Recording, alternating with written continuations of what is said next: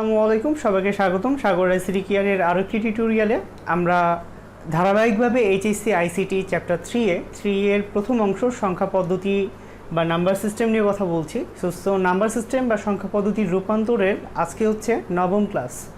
So সংখ্যা পদ্ধতির রূপান্তর যে 12টি রয়েছে তার মধ্যে এর আগে অষ্টম টিউটোরিয়াল পর্যন্ত আমরা যেমন এর আগে সপ্তম বা অষ্টম টিউটোরিয়ালে আমরা শিখেছি কিভাবে বাইনারি থেকে বাকি সংখ্যা পদ্ধতি অর্থাৎ অক্টাল বা হেক্সাডেসিমালে রূপান্তর করা যায়। সপ্তম টিউটোরিয়ালে বাইনারি থেকে অক্টাল রূপান্তর শিখেছি এবং অষ্টম টিউটোরিয়ালে বাইনারি থেকে হেক্সাডেসিমালের রূপান্তরটা শিখেছি। সো আজকে ঠিক রিভার্স প্রক্রিয়াটা শিখব কিভাবে অক্টালকে বাইনারিতে রূপান্তরিত করা যায়। সো প্রক্রিয়াটি এর আগে যে দুইটি প্রক্রিয়া যারা বুঝেছো, সপ্তম এবং অষ্টম যারা বুঝতে পেরেছো, তারা খুব সহজেই কিন্তু নবম টিউটোরিয়ালটি বুঝতে পারবা, কেননা সপ্তম বা অষ্টমের ওপরে বাকি সবগুলো টিউটোরিয়াল কিন্তু ডিপেন্ড করছে। সপ্তম অষ্টম যে বুঝতে পারবে সে বাকিগুলোও বুঝতে পারবে অনায়াসে। সো এখানে একটি সংখ্যা উপস্থাপিত করা হয়েছে যে এটা হচ্ছে অক্টাল সংখ্যা, যার আমরা বেস বা ভিত্তি দেখে বুঝতে পারছি। সেটাকে রূপান্তরিত করতে হবে বেস 2-তে, অর্থাৎ বাইনারিতে রূপান্তরিত করতে হবে। যে সংখ্যাটি দেওয়া আছে সংখ্যাটির পূর্ণাংশ এবং ভগ্নাংশ আছে, তবে একটি বিষয় অবশ্যই লক্ষণীয়, সংখ্যাটি অবশ্যই যে অঙ্কগুলি সংখ্যাটিতে যে অঙ্কগুলি রয়েছে চারটি অঙ্ক রয়েছে, অঙ্কগুলি অবশ্যই 0 to 7-এর মধ্যেই হবে। কেননা সেটা অক্টাল সংখ্যার বেস বা ভিত্তি হচ্ছে 8, কেননা সেই সংখ্যা পদ্ধতিতে সর্বমোট 8টি অঙ্ক ব্যবহার হয়, 0 to 7 পর্যন্ত 8টি। ওকে, সো খুবই সিম্পল বাইনারিতে রূপান্তর করা। আমরা যদি প্রত্যেকটি সংখ্যার বাইনারির ভ্যালু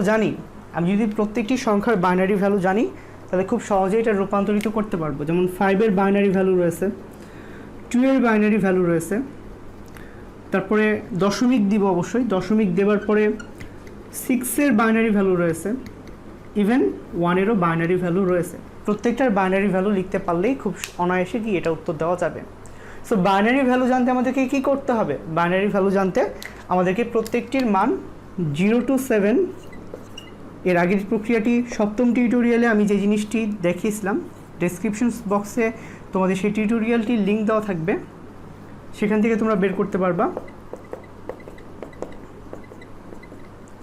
হ্যাঁ, সেখান থেকে তোমরা বের করে প্রত্যেকটির ভ্যালু কীভাবে নির্ণয় করেছি তার পদ্ধতিটা তোমরা দেখে নিতে পারবা।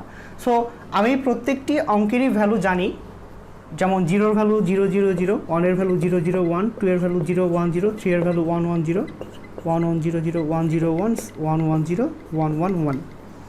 সো প্রত্যেকটি অঙ্কেরই আমরা ভ্যালু জানি। সো ভ্যালুটা নির্ণয় করার সহজ পদ্ধতি তোমাদেরকে আমি শিখিয়ে দিয়েছিলাম। সেটার প্রসেসটা ছিল এরকম, সেটার প্রসেসটা খুবই সিম্পল ছিল যে আমরা যেটা করব, ডান সাইড থেকে লিখব একটা 0 একটা 1, একটা 0 একটা 1, একটা 0 একটা 1, একটা 0 একটা 1, একটা 0 একটা 1। তারপরে লিখব 0 0 1 1, 0 0 1 1, তারপরে 0 0 1 1। সরি, আমরা একটা 0 একটা 1 কম লিখেছিলাম। তারপরেটাতে লিখতে হবে 4টা 0 4টা 1, 1 2 3 4 5 6 7 8। সো এইটা করার জন্য সবথেকে উত্তম পদ্ধতি হচ্ছে এভাবে করলে আসলে এলোমেলো হয়ে যায়। তো আগে সারিগুলা নির্ধারণ করে নিবা, প্রত্যেকটা সারি আলাদা করে ফেলবা, তাহলে কি এই যে লাইনগুলা ব্রেক হবে না বা লাইনগুলো এলোমেলো হবে না। সো এটা করার পরে এরকম 3টা কলাম সৃষ্টি করবা। এখন লিখবা একটা 0 একটা 1, একটা 0 একটা 1, একটা 0 একটা 1, একটা 0 একটা 1, 0 0 1 1, 0 0 1 1, তারপরে 4টা 0 4টা 1। ওকে, তো খেয়াল করে দেখো 5-এর ভ্যালু কত? 5-এর ভ্যালু হচ্ছে 1 0 1, তাহলে 5-এর ভ্যালু আমি বসাই দিচ্ছি 1 0 1। 2-এর ভ্যালু কত? 2-এর ভ্যালু হচ্ছে 0 1 0, 0কে কিন্তু মিস্টেক করা যাবে না, 0কে কিন্তু বাদ দেওয়া যাবে না, 0 আছে বলে। 3টা লিখতে হবে, অবশ্যই অক্টালের প্রত্যেকটির বিপরীতে 3টি করে বাইনারি বিট আসবে।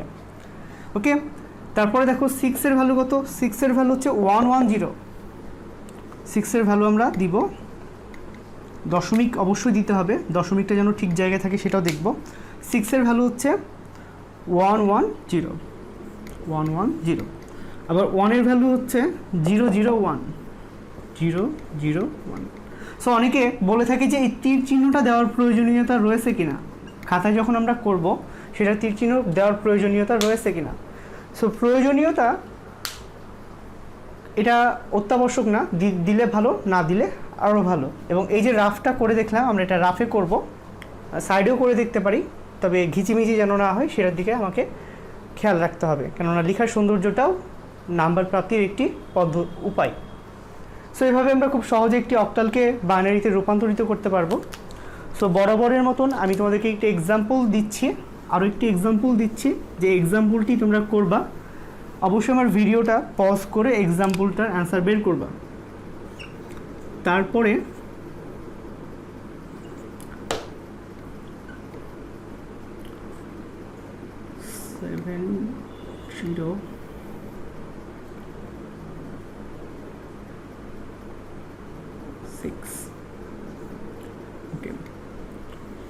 এটা হচ্ছে একটা অক্টাল সংখ্যা, এটার বাইনারি বের করবা। যারা আমার টিউটোরিয়ালটি দেখছো অবশ্যই ভিডিওটি পজ করবা, পজ করে অ্যান্সার বের করে কমেন্ট করবা, তারপরে আমার উত্তরটি দেখে নিব। সো চলো আমি তোমাদেরকে প্রত্যেকটিরই উত্তর বের করে দিই। প্রত্যেকটা ব্লকেরই প্রত্যেকটা সংখ্যার, এই সংখ্যায় 6টি অঙ্ক রয়েছে। এই সাইডে একটি অঙ্ক বেশি থাকতেই পারতো, হ্যাঁ, এই সাইডে একটি সংখ্যা তিনটি যে হতে হবে এমন না, 2টি 3টি বা 3টি 4টি হতে পারতো।